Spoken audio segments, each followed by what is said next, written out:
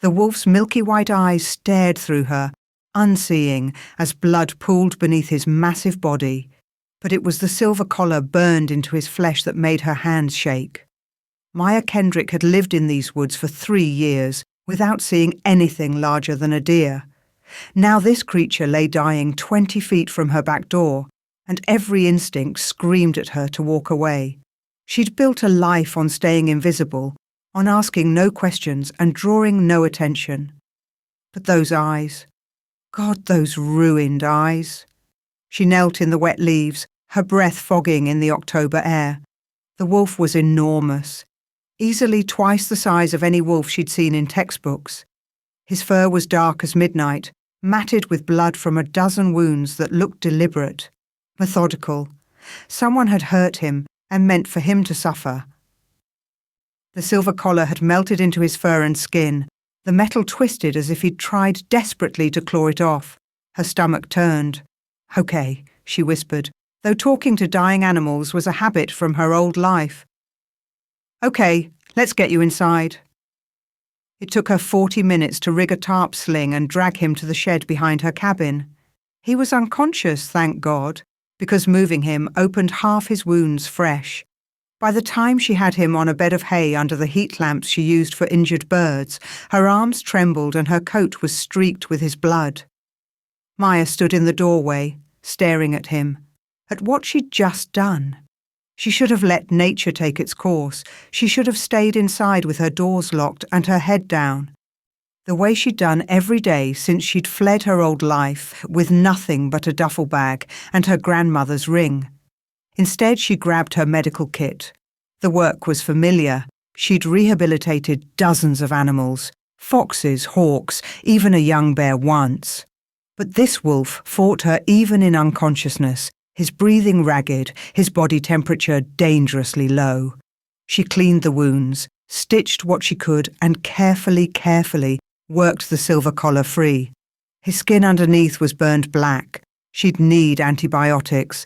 Probably anti-venin too, given the greenish tint to some wounds.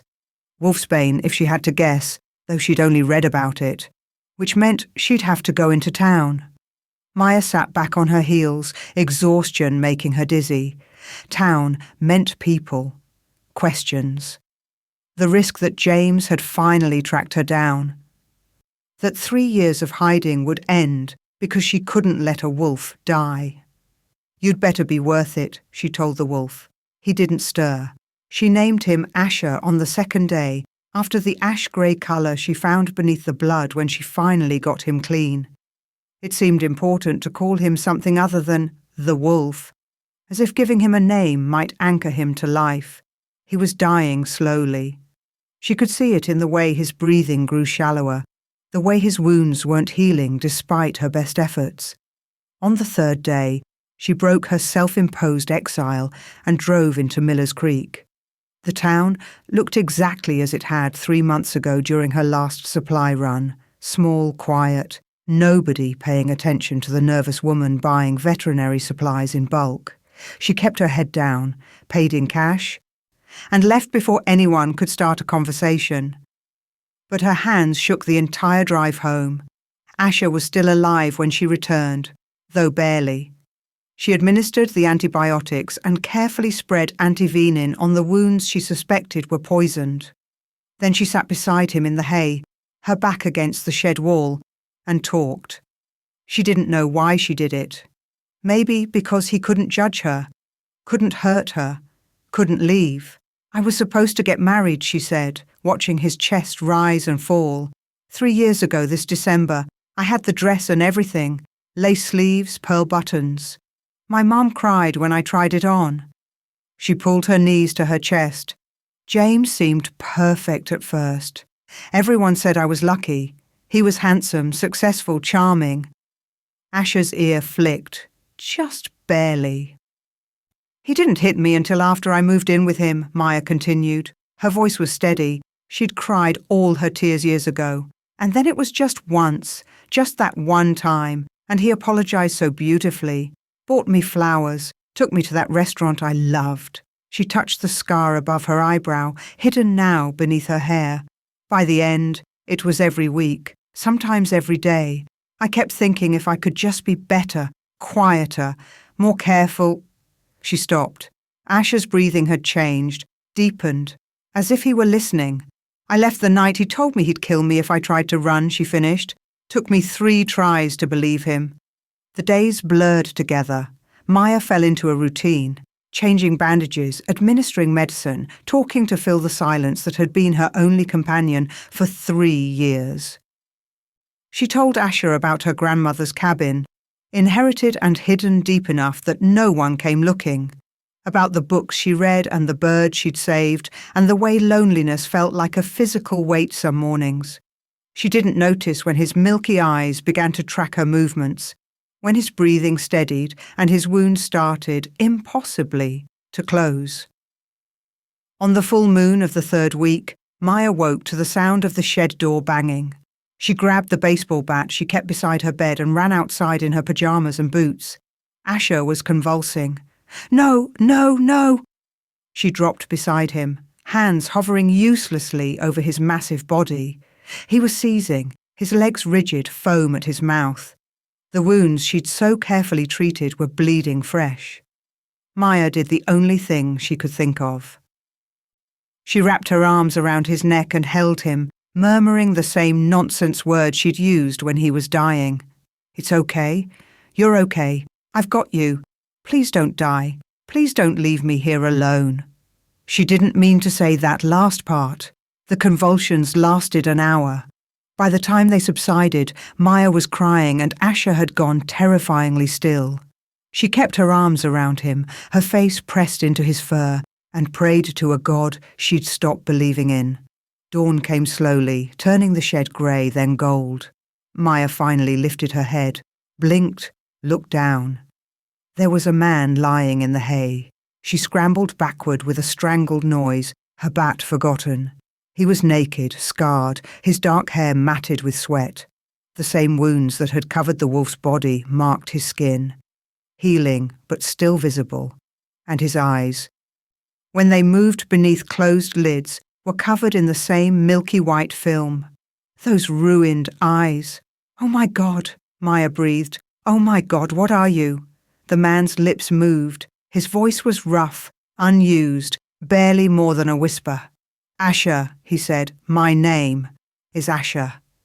Then he passed out cold, leaving Maya sitting in the hay of her shed, staring at the impossible, with every carefully built wall of her new life crumbling around her.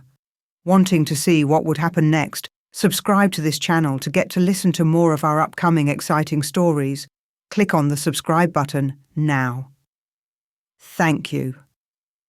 Chapter 2. Maya didn't move for a full minute, maybe longer.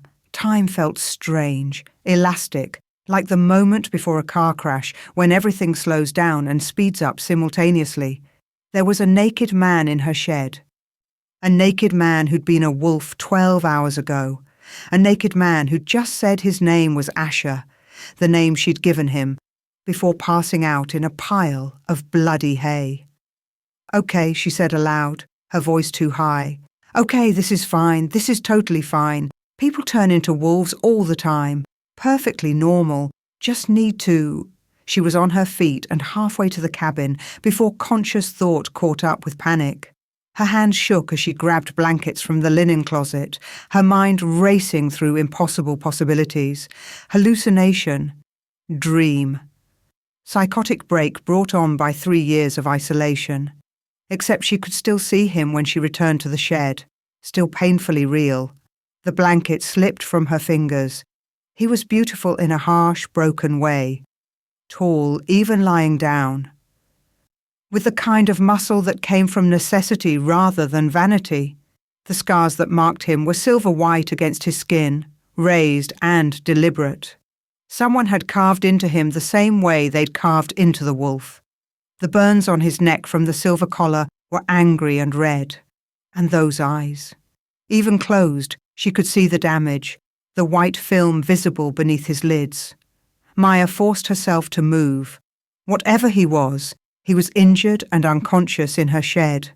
She could figure out the rest later, after she made sure he didn't die. She covered him with blankets, checked his pulse, too slow, too weak, and built up the heat lamps.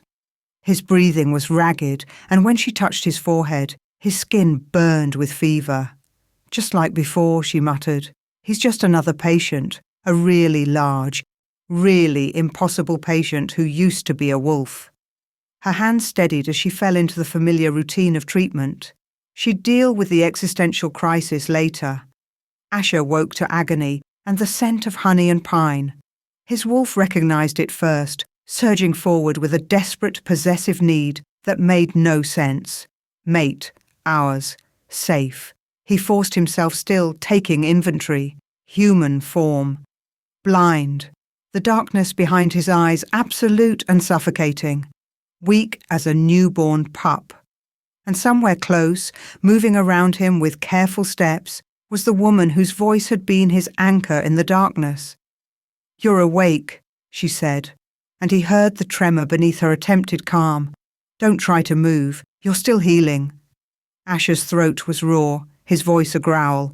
"Where am I?" "My shed. Behind my cabin. You were injured." A pause. "You were a wolf." He could hear her heartbeat, rapid and unsteady. Scent her fear, sharp and acidic beneath the honey sweetness that made his wolf whine. She was terrified, and every instinct screamed at him to comfort her, protect her, claim her. Except he couldn't see her face, couldn't stand without falling, couldn't do anything but lie here like prey. "What pack?" he demanded, hating the weakness in his voice. I'm not." She took a breath. "I don't know what you mean." Impossible. Her scent was human, but she'd been caring for him, talking to him, had told him things in the darkness that felt like secrets. "You saved me." "I save injured animals. It's what I do. I'm not an animal." The words came out harsh, and he heard her step back. Asher forced himself to gentle his tone, though his pride fought it. "My name is Asher Hale, Alpha of the Northwood Pack. Or I was, before—" His hand moved to his throat, feeling the burned flesh. "They took everything." Silence. Then quietly. "Who?" "The Clearwater Pack. Our rivals." The words tasted like ash and failure. "They ambushed me during a border patrol. 3 weeks ago, maybe longer. Blinded me with silver. Poisoned me with wolfsbane, put that collar on me so I couldn't shift back." He laughed, bitter. "Then they dumped me in neutral territory and left me to die. Probably would have, if not for you." He heard her breathing change, quicken. "Northwood Pack. Are there others like you? Close by?" "My territory is 60 miles north. Why?" "No reason." But her heartbeat said otherwise. "You need to rest, I'll bring you food." "Wait." Asher tried to sit up and nearly blacked out from the effort. "What's your name?" A long pause. "Maya."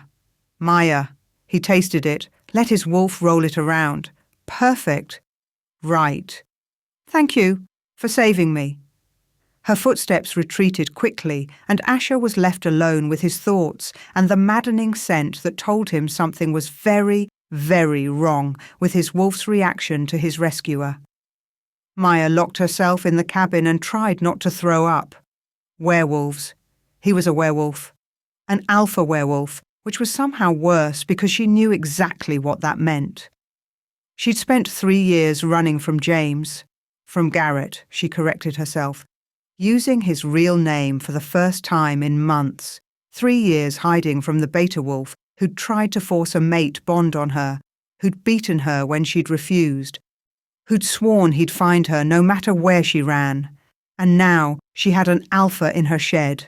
If word got out, if somehow Garrett's pack heard that she was harboring a wolf, especially one from a rival pack. "No," she said aloud. "No, no, no."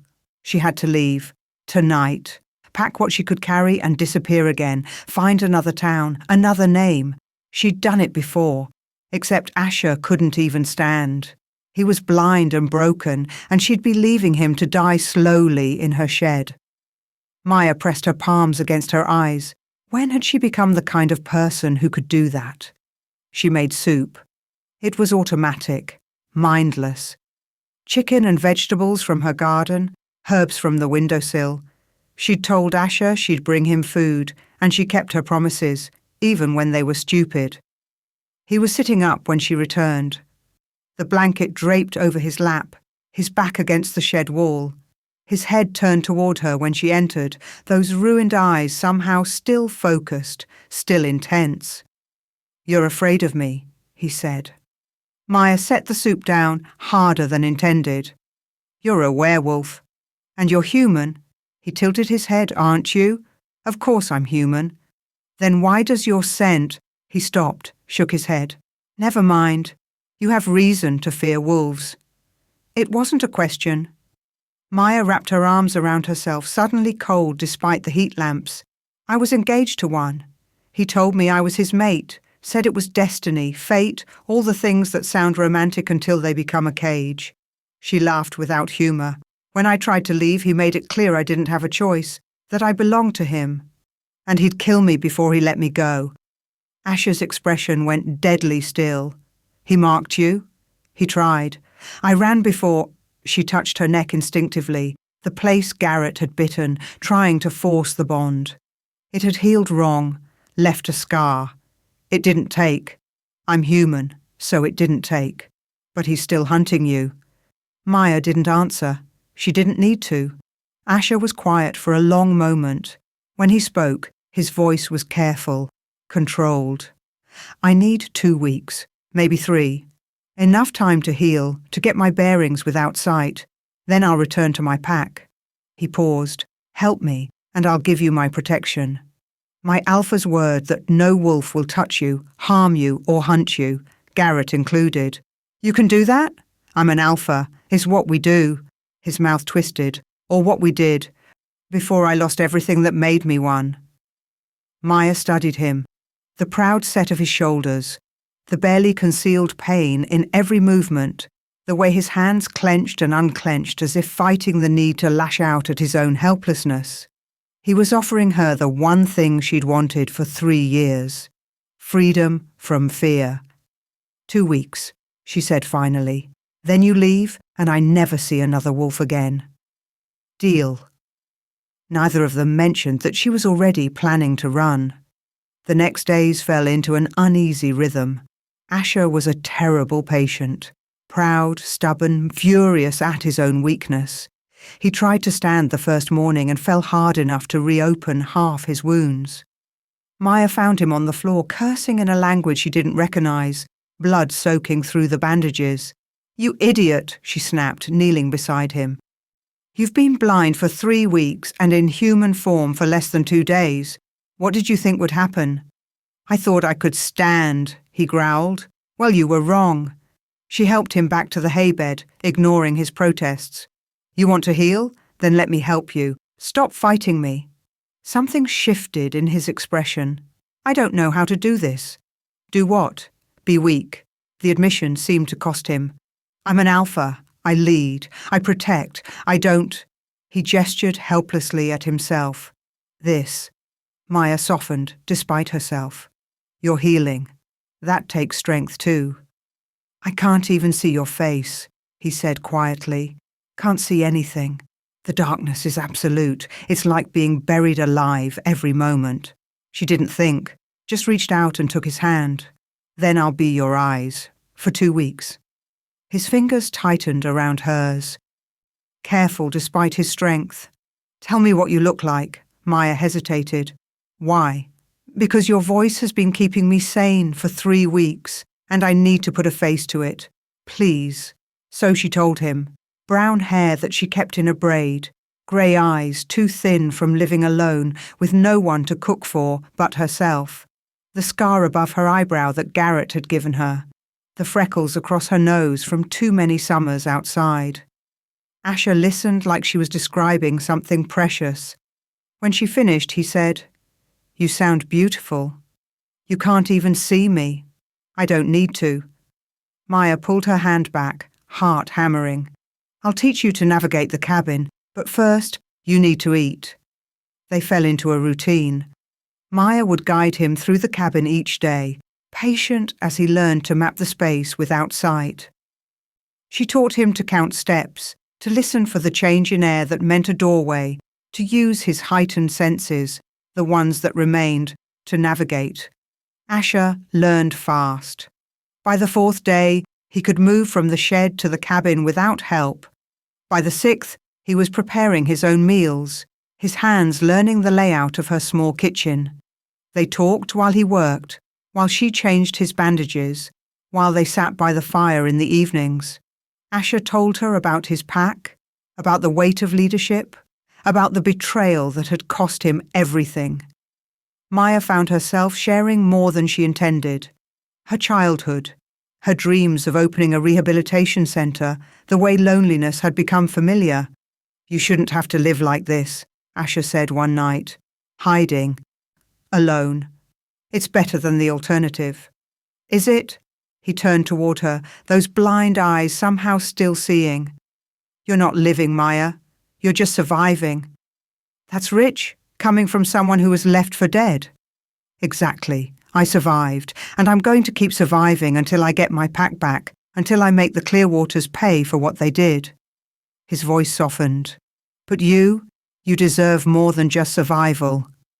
Maya looked away, even though he couldn't see it. 2 weeks. That's all we agreed to. But the truth was, 2 weeks was starting to feel like not nearly enough. On the 10th day, someone knocked on her door. Maya froze in the kitchen, the knife she'd been using to chop vegetables clattering to the counter. Asher's head snapped up from where he sat at the table. "Who is it?" he asked quietly. "I don't know. No one comes here. No one should know I'm here." But she knew. God help her, she knew from the pattern of the knock, the weight of the footsteps on her porch. "Maya Kendrick," a familiar voice called. "I know you're in there. Don't make this difficult." Asher was on his feet instantly. "That's him. How did you—" "I can smell the pack bond. 3 of them." His hand found her arm, steadied her. "Where can I hide? You can barely walk." "Where?" She pointed to the bedroom, then remembered. "Back hall, first door on your right." He moved quickly, more steadily than she'd seen him manage. Maya waited until she heard the door close, then forced herself to answer the knock. Garrett looked exactly as she remembered. Handsome in a cold way, his dark hair styled perfectly, his smile sharp. The 2 men flanking him were pack enforcers. She recognized the type. "Maya." He said her name like a caress and a threat. 3 years. You've led me on quite the chase. I don't belong to you." Her voice shook, but she kept her chin up. "I never did." "We both know that's not true." He stepped closer, and she smelled pine and earth and predator. "You're mine. You've always been mine. That bite mark on your neck proves it." "It didn't take. I'm human." "Are you?" Garrett's smile widened. "Because I've always wondered about that. About why you smelled different from other humans. Why my wolf wanted you so desperately." He inhaled deeply. "And why you smell like Alpha now." Maya's blood turned to ice. "You've been harboring a wolf." Garrett's eyes flashed gold. "In your home. An Alpha, from the scent of him. Does he know what you are? And little mate? Does he know you're marked? Get out." "I don't think so. See, I've been patient. Watched you from a distance. Waited for you to realize you couldn't run forever. But if you've taken up with another wolf—" His hand shot out, grabbed her wrist hard enough to bruise. "That changes things." The bedroom door slammed open. Asher stood in the hallway, and Maya had never seen anything more terrifying.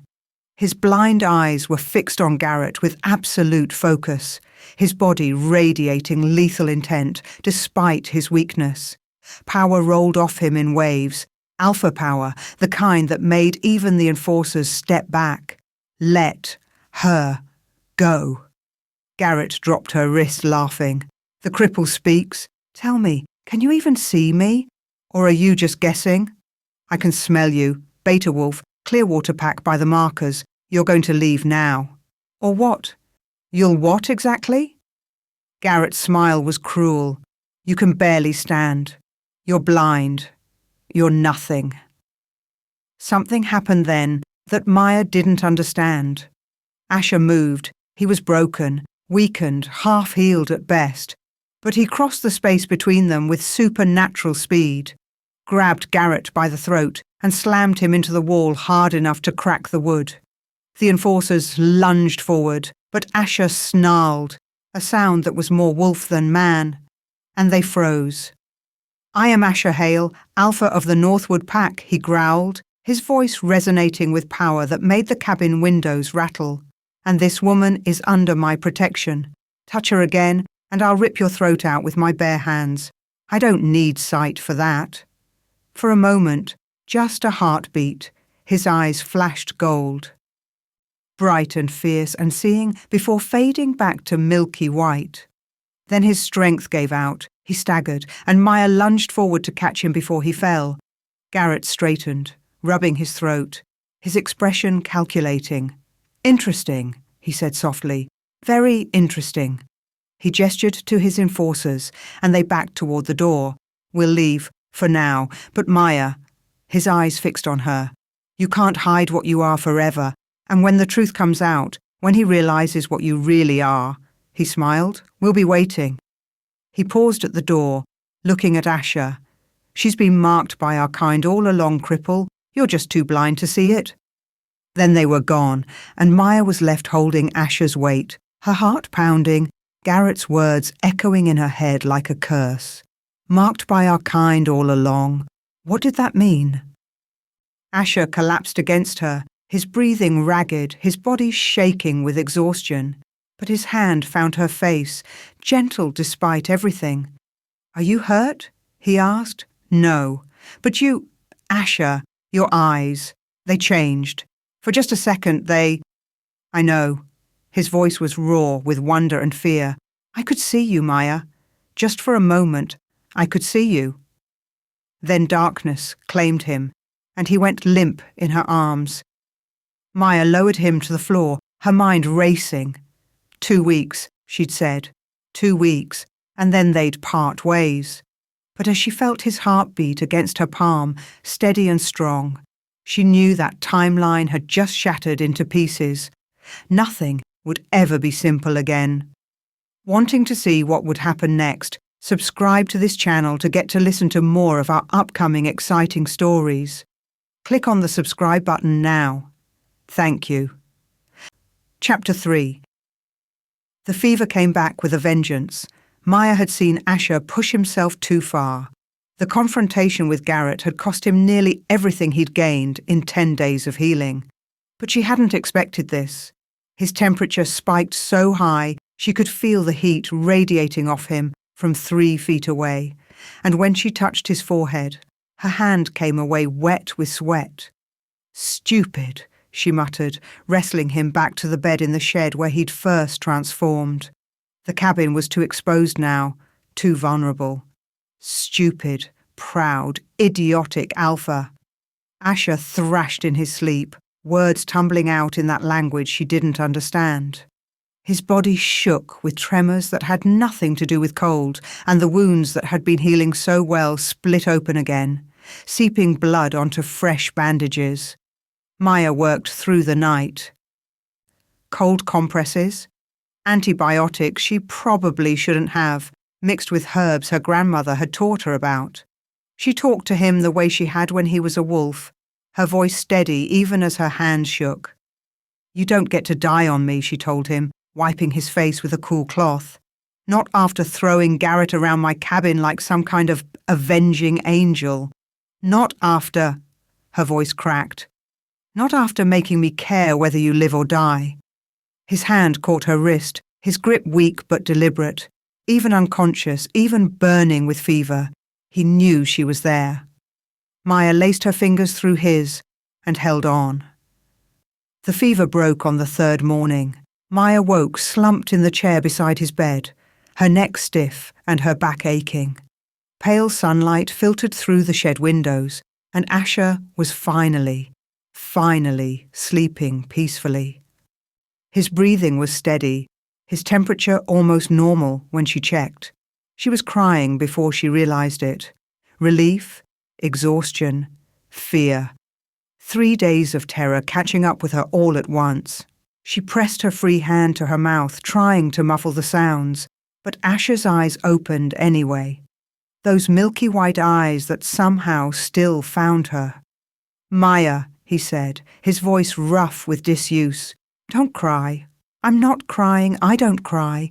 She scrubbed at her face angrily. "You've been unconscious for 3 days. You stopped breathing twice. Do you have any idea—" She couldn't finish. Asher's hand tightened on hers. "I'm sorry. Don't apologize. Just don't do it again."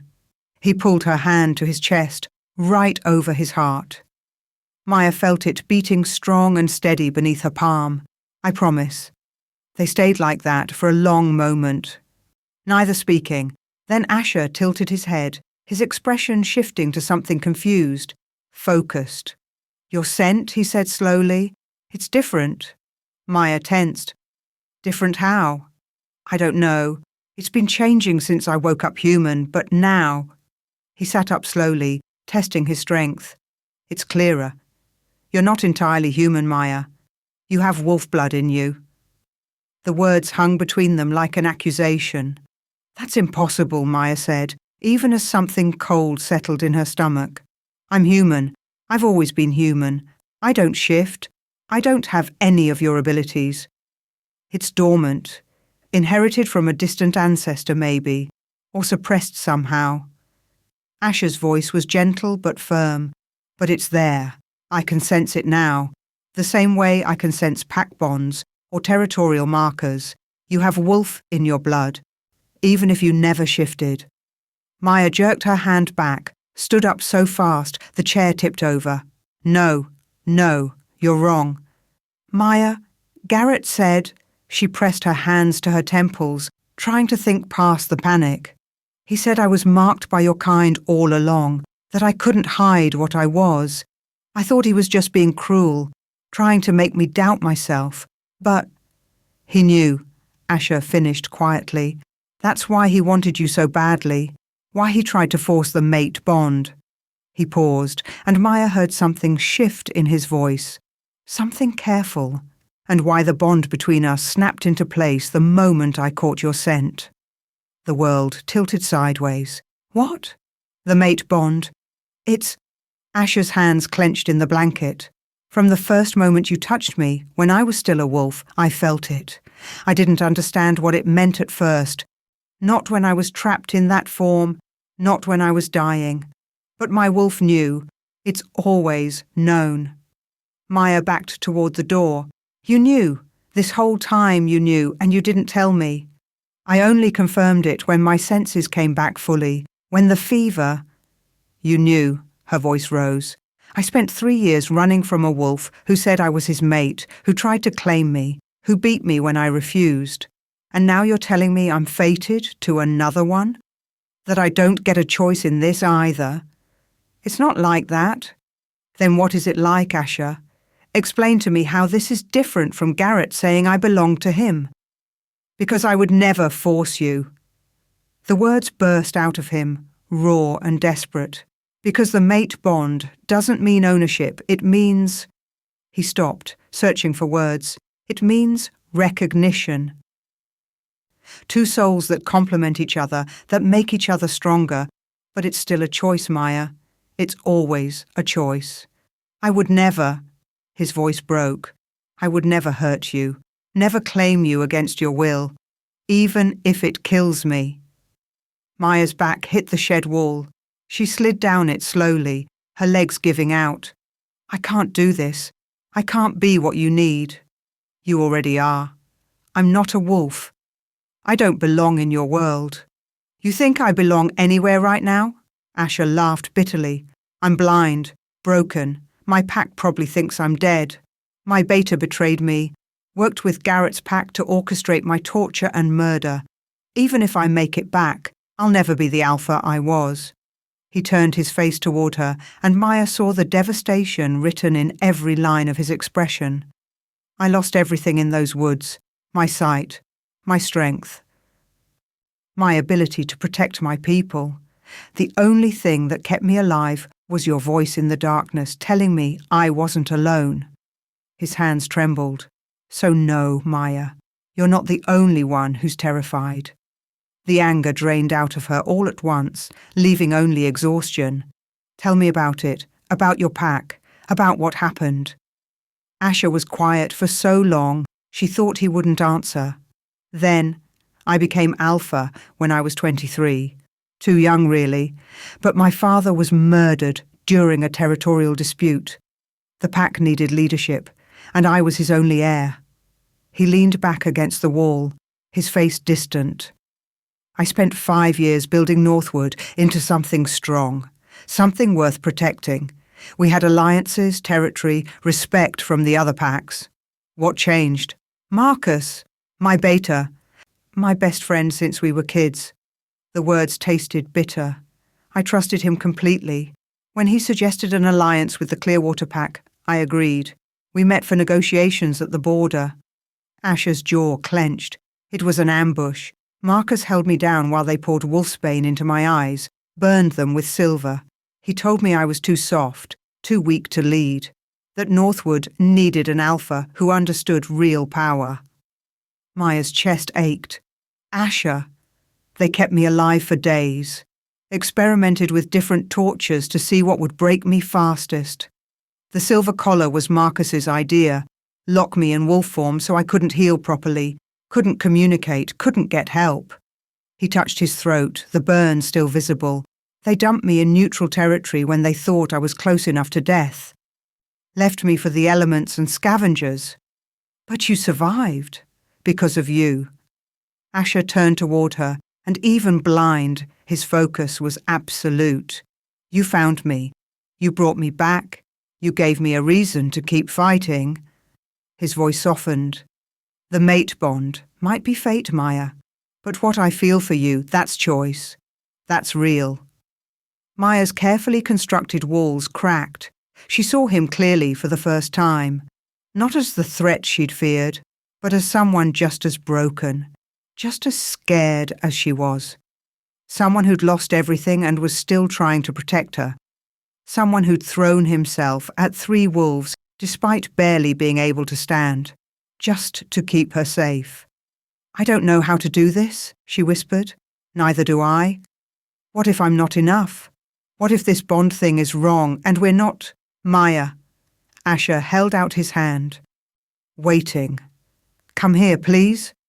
She should have stayed where she was, should have kept her distance, protected herself the way she'd learned to do. Instead, Maya crossed the shed and took his hand.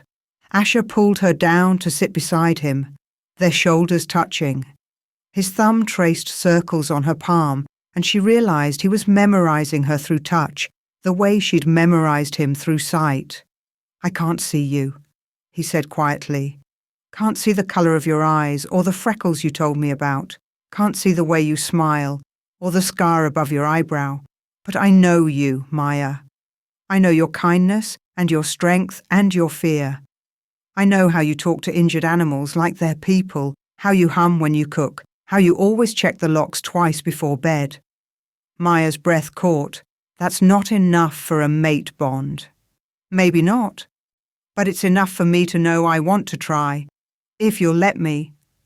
She should have said no, should have pushed him away and run like she'd planned. Instead, Maya turned her head and kissed him. It was gentle at first, careful, a question more than a demand. But then Asher's hand came up to cup her face, his fingers sliding into her hair, and something inside Maya broke open. The kiss deepened, and she felt it. The bond snapping into place like a key in a lock, like puzzle pieces finally aligning. Power flooded through her, overwhelming and terrifying and right. She could feel Asher's heartbeat as if it were her own, could sense his emotions like colours painting the air between them. Wonder, desire, fear, love. The last one terrified her most of all. Asher pulled back with a gasp, his blind eyes wide. "Maya." "I feel it," she said, her voice shaking. "God help me, I feel it." Then she noticed his eyes. The milky white film was breaking apart, cracking like ice on a spring pond. Beneath it she caught flashes of gold, bright and fierce and alive. Asher blinked, his expression shifting from confusion to shock. "I can see light," he whispered. "Shapes. I can—" His hand came up to her face, trembling. "Your hair is darker than I imagined. And your eyes—" He stopped, wonder bleeding into his voice. "Grey like a storm. Maya, I can see you." The bond pulsed between them, and Maya understood. The mate bond was healing him, doing what weeks of her medical care couldn't. The silver was breaking down, his body responding to the connection between them. "This shouldn't be possible," she said. "I know. Asher, if the bond is this strong, I know." His expression shifted, the wonder fading into something darker. His vision might still be fragmentary, but he could see enough now, enough to read the fear in her face. Garrett will come back. When he realizes what happened, when he senses the bond fully formed, he'll kill me to break it. And Marcus. He closed his eyes briefly. Marcus will kill you to weaken me, to finish what they started. Maya's hand moved instinctively to her throat, to the scar Garrett had left. "So, we run." "Where? They'll track us, track you, especially now that the bond is active." Asher's hands clenched into fists. "Or I go back, face Marcus and take back my pack. Use their resources to protect you." "You can barely see. How are you supposed to fight?" "The bond is healing me. In a few days, maybe a week." "In a few days, they'll find us," Maya interrupted. "Garrett knows where I live. Marcus probably has people watching for signs of you." She stood up, pacing. "We're sitting ducks here."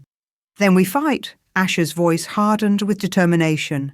"Together, we go to Northwood Territory, challenge Marcus for leadership, and end this." "That's insane. I'm not a fighter. I'm a wildlife rehabilitator who lives in the woods and talks to injured animals." "You're my mate." Asher found her hand, held it tight. "And you're stronger than you think. You survived 3 years alone, hiding from a wolf who wanted to break you. You saved my life when you could have left me to die. You're not weak, Maya. You never were." Maya looked down at their joined hands, at the way they fit together like they'd been made for it.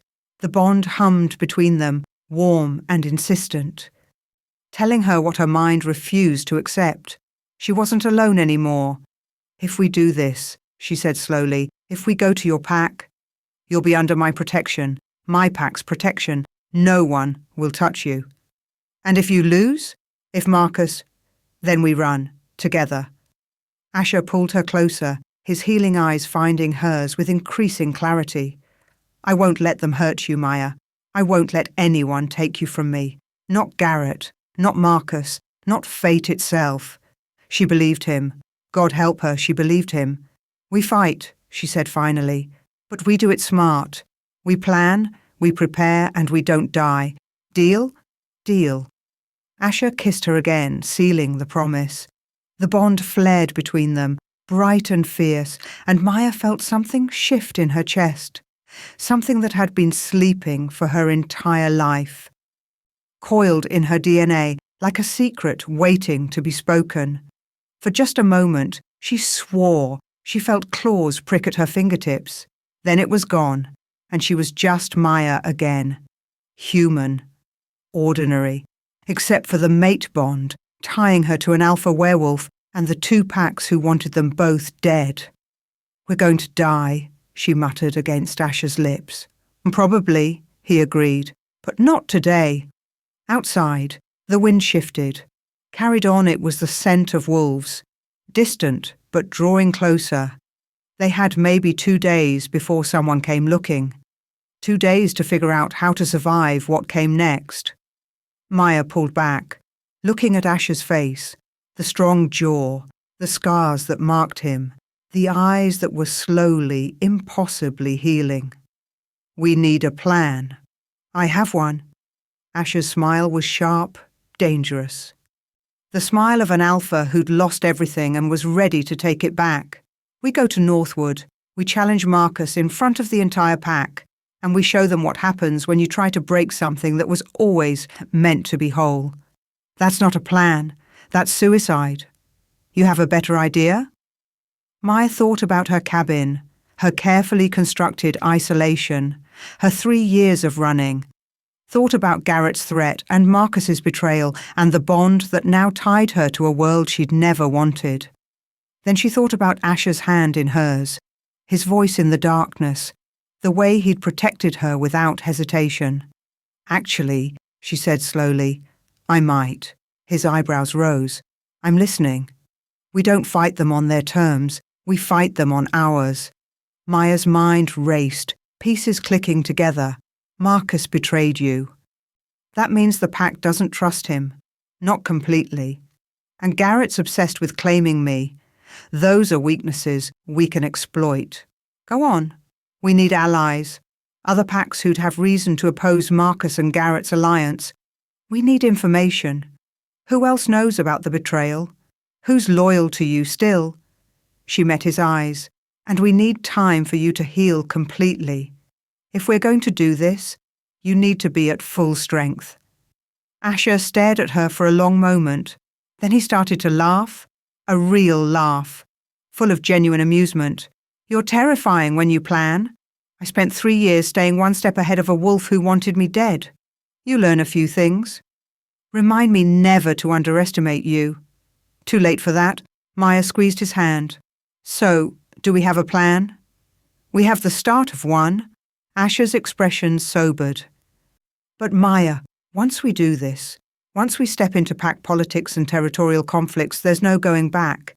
Your quiet life, your safety, was always an illusion," she finished. "I know. I think I've always known." She touched her neck, the scar Garrett had left. "I just didn't want to admit it. And now? Now I'm tired of running, tired of hiding, tired of letting fear make my choices." Maya leaned in, pressed her forehead to his. "If I'm going to be hunted anyway, I might as well be the one doing the hunting for once." The bond pulsed with approval, with fierce, wild joy. Asher's arms came around her, holding her close. "We're really doing this," he said. "We're really doing this."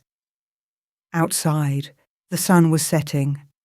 In the shadows between trees, Maya could swear she saw movement, golden eyes watching, waiting. The wolves were coming. But for the first time in 3 years, Maya wasn't afraid. She was ready. If you're still listening to this story up to this point, why don't you subscribe to this channel to continue getting impactful daily stories like this? We would be most grateful if you can do that to help boost this video to reach everyone. Thank you. Chapter 4. The drive to Northwood Territory took 4 hours through winding mountain roads that Maya had never travelled. Asher sat in the passenger seat, his healing eyes tracking the landscape with increasing clarity, though shadows still blurred at the edges of his vision. "Tell me about Cord," Maya said, breaking the silence that had stretched between them since they'd left the cabin. Asher's jaw tightened. "He was my father's beta, served him for 20 years, then served me after the succession. I trusted him with everything, pack security, territorial negotiations, my life." He touched the scars on his throat absently. "I should have seen it coming, the way he questioned my decisions, pushed for more aggressive expansion. I thought he was just being cautious, protective. He was planning a coup. For years, probably, waiting for the right moment." Asher's hands clenched. "Marcus was just the weapon. Cord was the one who wanted me gone." Maya glanced at him. In the 3 days since their kiss, since the bond had fully formed, Asher had changed. His vision was returning in fragments, light and shadow, then shapes, then details. The silver was breaking down faster than should have been possible, expelled by his body as the mate bond worked its strange magic. He still couldn't see perfectly, but he could see her. That seemed to matter most. "What happens when we get there?" she asked. "I challenge Cord for alpha rights. It's pack law. Any wolf can challenge for leadership. But the fight is to submission or death." His voice was grim. "Cord won't submit." "And if you lose? Then you run. The pack will be bound by the challenge results, but you're not pack yet. You can still escape." "I'm not running." Maya's hands tightened on the steering wheel. "We do this together, or not at all. Asher reached over, laced his fingers through hers. The bond hummed between them, warm and constant. Garrett will be there. Cord's alliance with Clearwater Pack means Garrett has access to Northwood territory. He'll try to claim you the moment he sees you. Let him try. Maya, I'm not the same person who ran from him 3 years ago, she interrupted. I'm not defenseless. I'm not alone. She met his eyes briefly before returning her attention to the road. And I'm done being afraid of him. Something in Asher's expression shifted, pride mixing with concern. You're sure about this? No, but I'm doing it anyway. The forest grew denser as they climbed higher into the mountains. Maya could feel something changing in the air, a pressure that made her skin prickle. Pack territory, she realized. They were crossing into land claimed by wolves, marked by their scent and presence. Asher straightened, his body going tense. Stop the car. Maya pulled over onto the narrow shoulder. What is it? Border Patrol, 3 of them. His nostrils flared. They've already scented us. They're coming. Her heart hammered. What do we do? You stay in the car. Let me handle this. Asher, please. His hand cupped her face, thumb tracing her cheekbone. I need to know you're safe, just for this part. Maya wanted to argue, but the look in his eyes stopped her. This was important to him, facing his pack, proving he was still alpha. She nodded reluctantly. Asher stepped out of the car just as 3 enormous wolves emerged from the tree line. They were beautiful and terrifying in equal measure, one grey, one russet, one black as midnight. Their lips peeled back from their teeth, hackles raised. Then the grey one stopped, shifted. The transformation was fluid, almost casual. One moment a wolf, the next a tall man with silver-streaked hair and scars crossing his chest. His eyes widened in shock. Alpha, his voice cracked. Alpha Asher? Hello. Thomas? Asher's voice carried the weight of command despite his healing injuries. I've come home. The other 2 wolves shifted. A young woman with copper hair and an older man built like a tank. They stared at Asher like he was a ghost. We thought you were dead, the woman whispered. Cord said the Clearwater Pack ambushed you, that they killed you and left your body for the scavengers. Cord lied. Asher's voice hardened. As he's been lying about many things. Where is he now? At the pack house, Alpha. He's... Thomas hesitated, clearly struggling. He's claimed alpha rights, said it was necessary for pack survival. And the pack accepted this? Some did. Others... Thomas exchanged glances with his companions. Others have been waiting, hoping you'd return. Asher nodded slowly. Then gather them. Everyone loyal to the old ways, to the pack as it was. Tell them their alpha has returned, and I'm calling a challenge.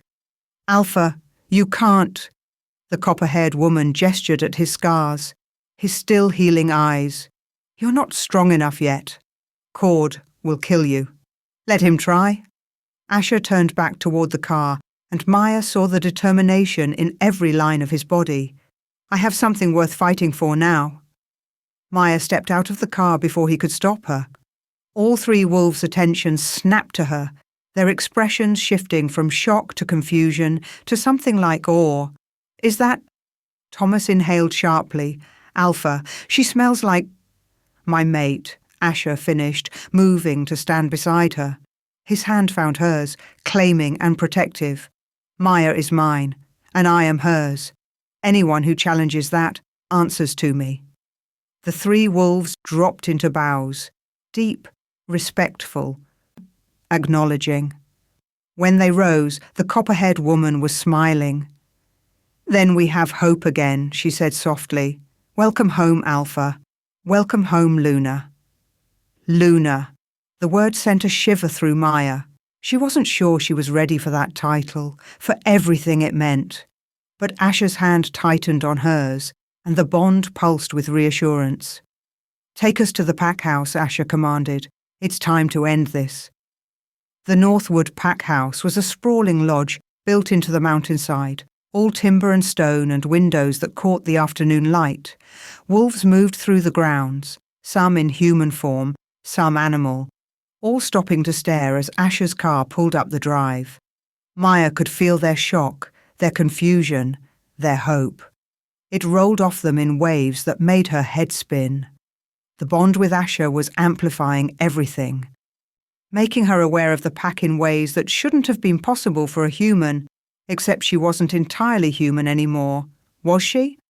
The thought should have terrified her. Instead, it felt like something clicking into place. Cord emerged from the lodge as they parked. He was tall and broad-shouldered, with iron-grey hair and eyes like chips of ice. Everything about him screamed dominance, control, alpha. But when his gaze landed on Asher, Maya saw fear flicker across his face before he mastered it.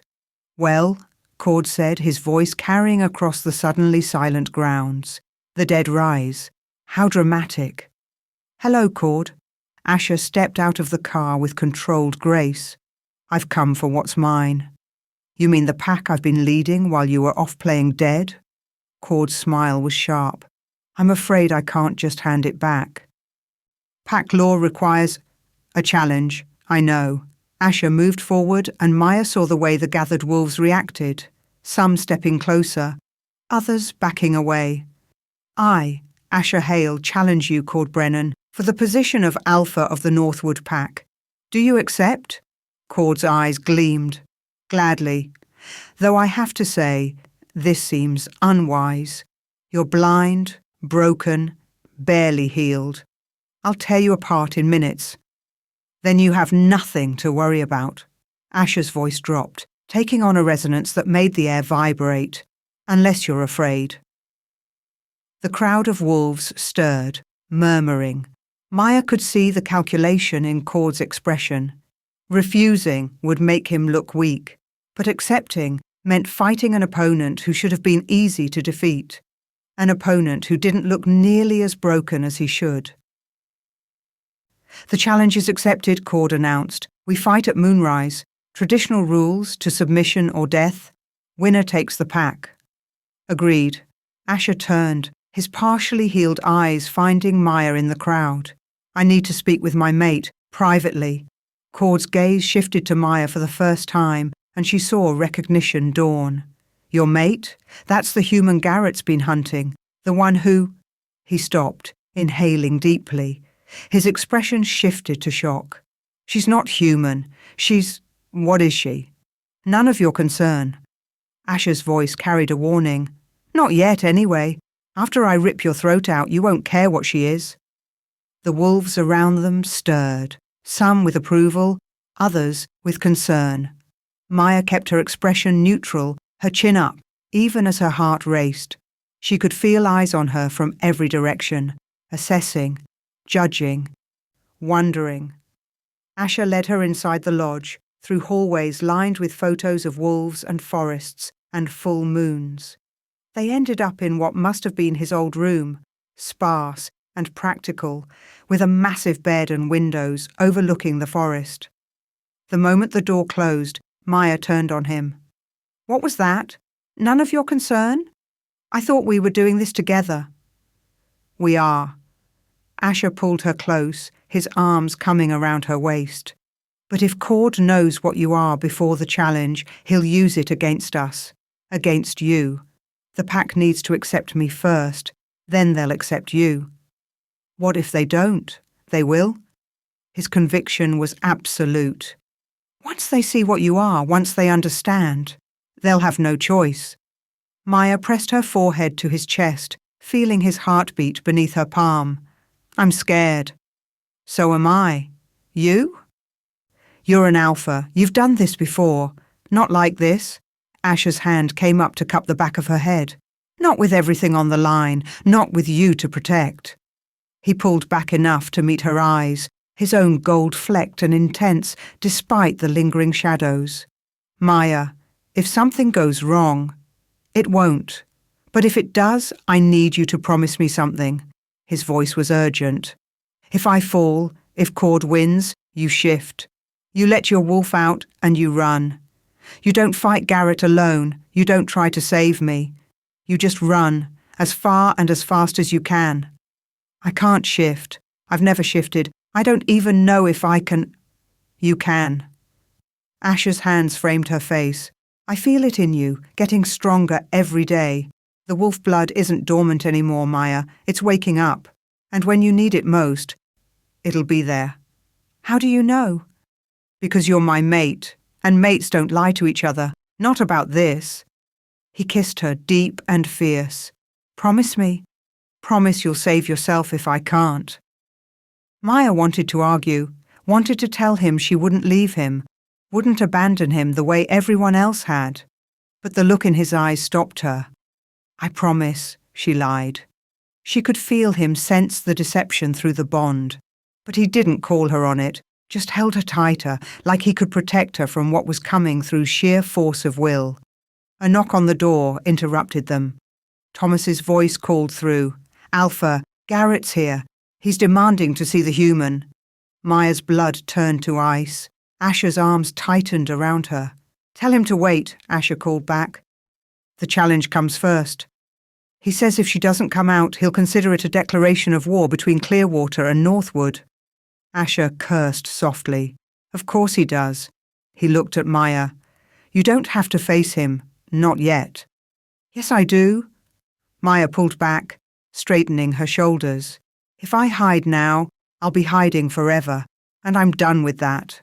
Maya, you're fighting for your pack. Let me fight for myself. She met his eyes, steady despite her fear. Together, remember?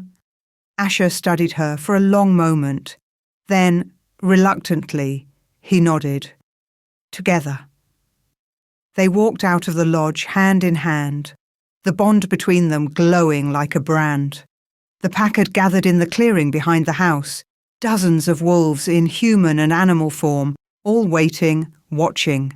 And there, standing beside Cord with a smile like poisoned honey, was Garrett. He looked exactly as Maya remembered, handsome and cruel in equal measure, his dark suit immaculate, his expression confident. 2 Clearwater wolves flanked him, enforcers built like tanks. Maya. He said her name like a caress and a threat. You've been difficult to find. That was the point, she replied, her voice steady. And now you've taken up with a crippled alpha and convinced yourself this is better than what I offered you? Garrett's eyes flashed gold. You're mine, Maya. You've always been mine. That mark on your neck proves it. That mark is a scar from an assault, Maya shot back. It doesn't make me yours. It never did. Then let me finish what I started. Garrett moved forward, and every wolf in the clearing tensed. Let me claim you properly, make you my mate. Give you the pack and protection you deserve. She has a mate, Asher growled, stepping between them. And if you take another step toward her, challenge or no challenge, I'll rip your heart out. Will you? Garrett smiled. You can barely see me, can you? Still blind from the silver, still weak from the wolfsbane. You're nothing now, Asher Hale. Just a broken alpha clinging to a woman who doesn't belong to you. The bond flared with Asher's rage, hot enough to burn. Maya felt his wolf surging forward, demanding blood, demanding protection of what was his. She squeezed his hand, grounding him. If you want her, Asher said, his voice dropping to something dangerous. You'll have to go through me, and I promise you, Garrett, blind or not, broken or not, I will destroy you before I let you touch her. Bold words from a dead man. Garrett's attention shifted to Cord. I thought we agreed. Once you kill him, I get the girl. The clearing erupted in noise, wolves snarling, voices raised in shock and anger. So Cord's alliance with Clearwater wasn't just political, it was personal. He'd traded Asher's life for Garrett's support. Traitor, someone shouted. Others took up the cry. Cord raised his hand for silence. The challenge stands. We fight at moonrise, and the winner leads the pack. As for the human, his eyes found Maya, cold and calculating. She's not pack. Whatever Garrett's claim on her, it's between them. Northwood doesn't interfere. She's my mate, Asher repeated, his voice carrying across the clearing. That makes her pack. That makes her my pack. And anyone who touches her answers to me. Then defeat me first, Cord challenged. Prove you're still alpha, and we'll discuss your human's fate. The crowd murmured, uncertain. Maya could feel the pack's divided loyalty. Some wanted Asher back. Others had accepted Cord's leadership. The challenge would decide everything. Moonrise, Asher agreed. But until then, Maya stays with me, under my protection. Agreed, Cord said, though I doubt it'll matter. By midnight, you'll be dead and she'll be free for the taking. Garrett's smile widened. I'll be waiting, little mate, and this time you won't escape me. The hours until moonrise crawled by with agonizing slowness. Maya stayed in Asher's room, watching him prepare, stretching, testing his strength, checking his vision. The pack members, loyal to him, came and went, offering support and updates. Thomas reported that half the pack wanted Asher restored, while the other half feared change. Cord had been a strong leader, if harsh. Asher would need to prove himself worthy. No pressure, Maya muttered. Asher smiled grimly. I fought for this pack before. I'll do it again. But you weren't half blind before. You weren't still healing from torture. I also didn't have you before. He pulled her close, kissing her forehead. The mate bond has made me stronger than I've ever been. Strong enough to win. Maya pressed her face into his chest, breathing in his scent. Pine and earth and home. What happens after? If you win? When I win, he corrected, I reclaim my position. Exile Cord and anyone who sided with him. Strengthen our borders and alliances. His arms tightened around her. And I claim you as my Luna in front of the entire pack. Make it official. What if they don't accept me? I'm not a real wolf. I'm just... You're a dormant, Asher interrupted. Do you know how rare that is? How precious? The old laws say dormants are blessed by the moon herself, that they bring strength and renewal to packs. He tilted her face up to meet his eyes. They'll accept you, Maya, and if they don't, I'll make them. Very alpha of you. I have my moments. A howl rose outside, long and mournful, the call to moonrise, the call to challenge. Asher's expression hardened, his body shifting into something predatory. Maya could see the alpha in him now, clear and unmistakable. This was who he'd been before the betrayal, before the torture. This was who he was becoming again. It's time, he said. They walked out together into the moonlit clearing. The entire pack had gathered, forming a circle around a bare patch of earth. Cord stood on one side, already stripped to the waist, his body corded with muscle. He looked confident, powerful, like a wolf in his prime. Asher looked broken in comparison, scarred and lean, his eyes still clouded with silver, his movements careful. The pack murmured, concerned.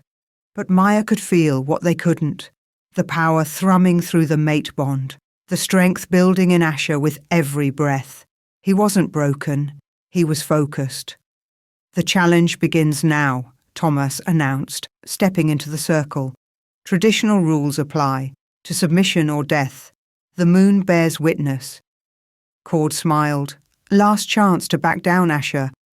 Die with dignity instead of being torn apart in front of your human. She's not just human, Asher replied, and you're about to find out why. They shifted simultaneously. Asher's wolf was massive, black as midnight with eyes that burned gold through the remaining silver haze. Cord's was slightly larger, grey and scarred from years of fighting. They circled each other, testing, waiting. Then Cord lunged. The fight was brutal and fast. Cord had size and full vision on his side, his attacks precise and devastating. But Asher had something else, speed and desperation, and the mate bond singing through his blood like fire. Maya watched, her heart in her throat, as they tore into each other. Blood flew, fur scattered, the crowd howled and snarled, picking sides, caught up in the violence. Then Cord got his teeth into Asher's throat. Maya screamed. She didn't mean to, couldn't help it. The bond flared with Asher's pain, and something inside her snapped. Heat exploded through her body. Her bones cracked and reformed, her vision sharpened, colours bleeding away into shades of grey and silver. She felt her spine elongate, her hands twist into paws, fur erupting across her skin. She was shifting. The pack gasped. Garrett's eyes widened in shock, and Maya, trapped in a body that was no longer human, threw back her head and howled. Her wolf was smaller than the others, white as snow, built for speed rather than power.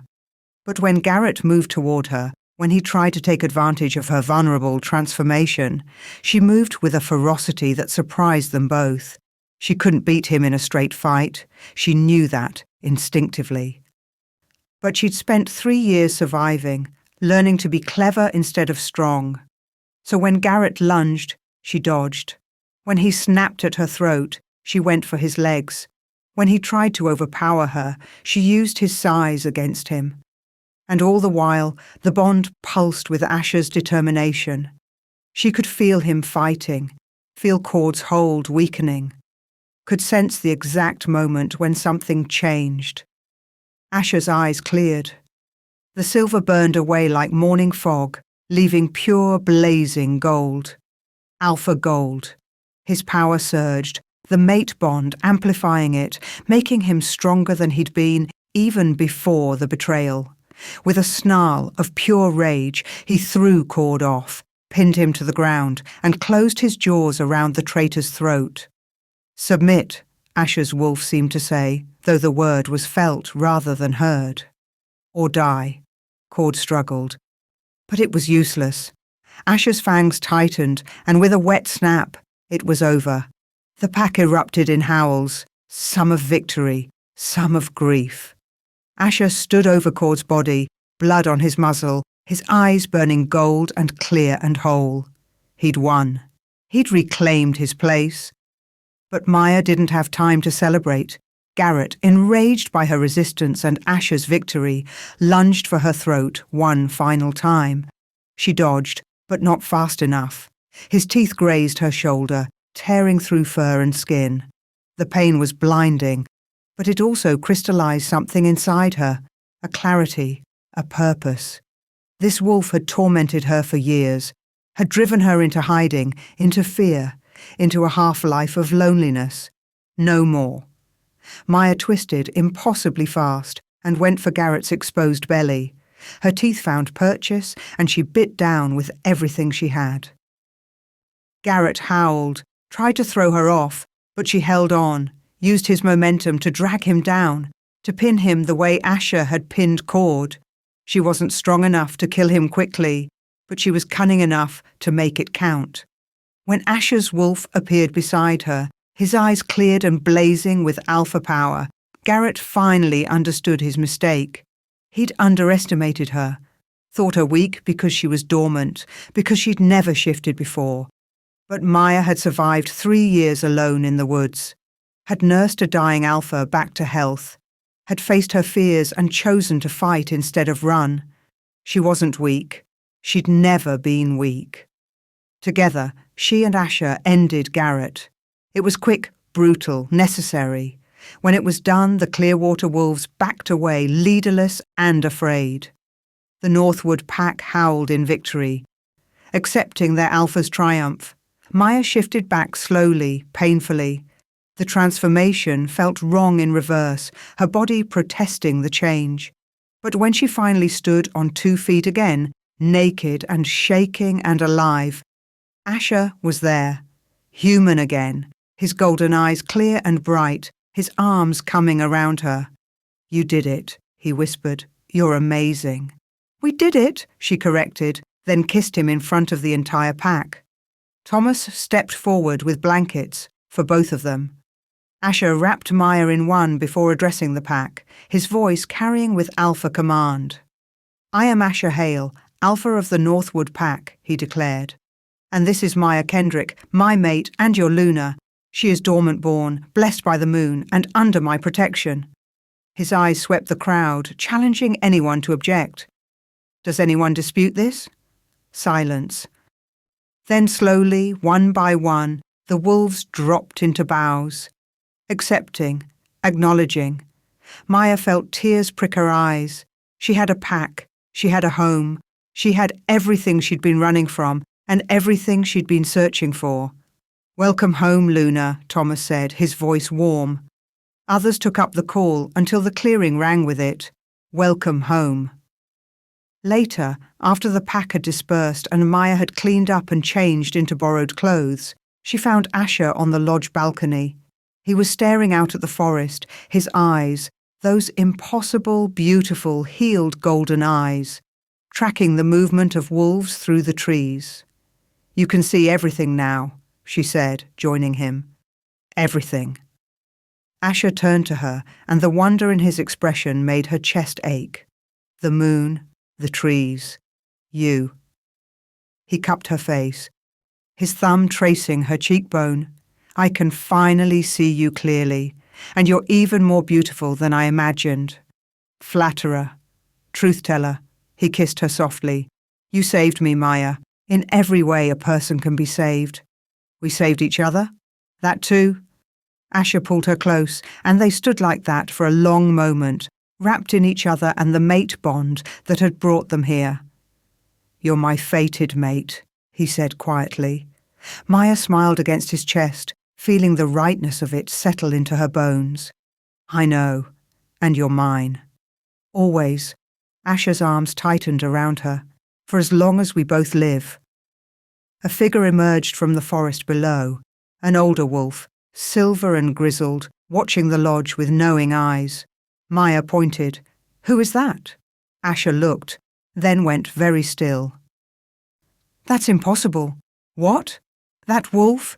His voice cracked. "That's my father, but he's been dead for 5 years."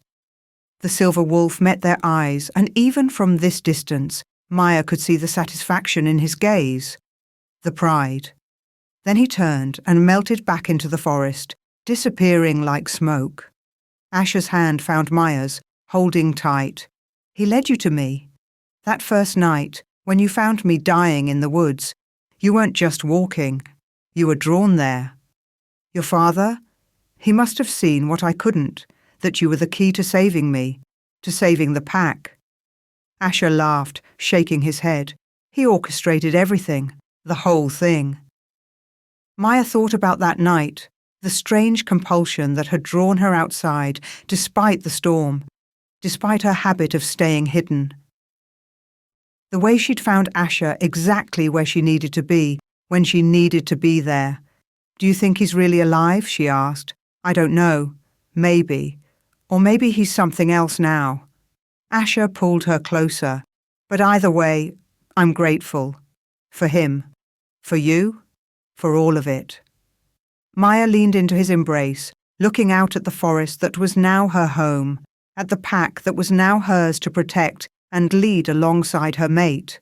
She thought about how far she'd come, from a terrified woman running from her past to a Luna standing with her alpha, ready to face whatever came next. "No more running," she said softly. "No more running," Asher agreed. "Just living. Together." The moon rose higher, bathing them in silver light. Below, the pack howled, welcoming their alpha home, welcoming their Luna into the fold. And somewhere in the forest, a silver wolf watched over them all, his work finally complete. Maya smiled, laced her fingers through Asher's, and knew with absolute certainty that she was exactly where she was meant to be. Home. The end. Thank you for watching this video. Please subscribe and like this video to continue listening to this type of story daily, and also to appreciate this community too. I would like to know the country in which you are in, listening to this story. Which country is that? Please comment below.